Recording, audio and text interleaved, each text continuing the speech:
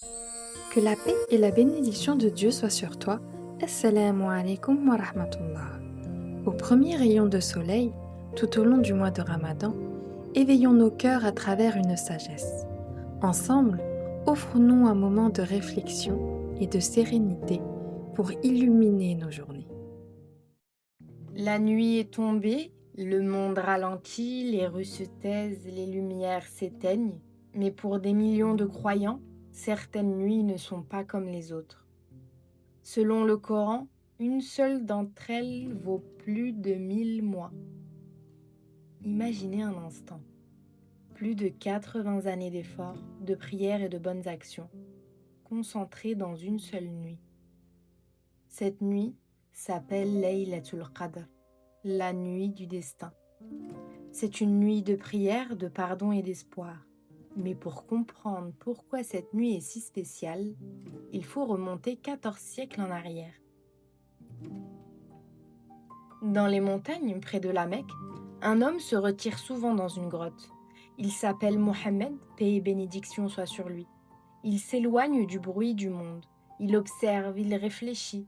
Il cherche un sens à la vie, à l'injustice qu'il voit autour de lui, au destin de l'être humain.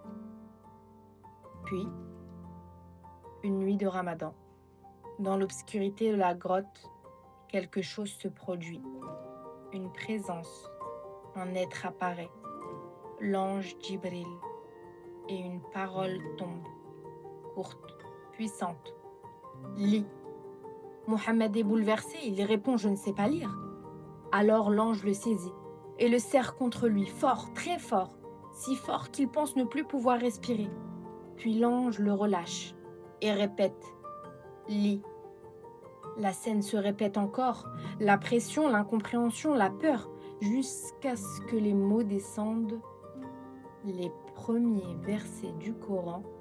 Quand tout s'arrête, Mohammed tremble, son cœur bat, il descend précipitamment de la montagne et rentre chez lui. « Couvrez-moi, dit-il, car ce qu'il vient de vivre n'est pas seulement un moment de paix.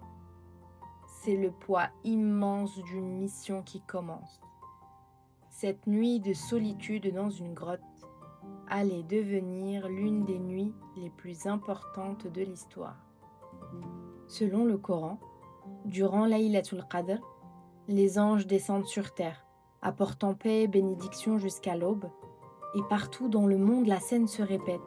Des mosquées restent éclairées tard dans la nuit, des croyants se tiennent en prière dans le calme, certains murmurent des invocations, d'autres restent simplement assis en silence à méditer. Pour les musulmans, c'est une nuit de prière, de pardon et d'espoir. Une nuit où l'on demande à Dieu de purifier nos cœurs et de guider nos pas. Laylatul Qadr nous rappelle une chose essentielle.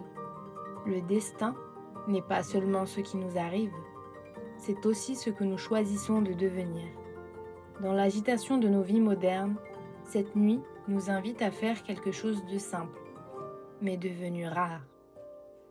S'arrêter, respirer, se reconnecter. La sincérité, la compassion, la justice. Peut-être que la vraie magie de Laylatul Qadr ne se trouve pas seulement dans le mystère du ciel. Peut-être qu'elle réside dans ce qu'elle réveille en nous, l'espoir, la miséricorde, et cette certitude que chaque être humain peut toujours changer. Alors quand cette nuit arrive, quelque part dans le silence du monde, une invitation est lancée à chaque cœur. Lever les yeux, observer, faire une prière, se rappeler, ou simplement prendre un moment pour remercier. Car parfois, il suffit d'une nuit, une seule nuit, pour éclairer toute une vie. Notre épisode touche à sa fin.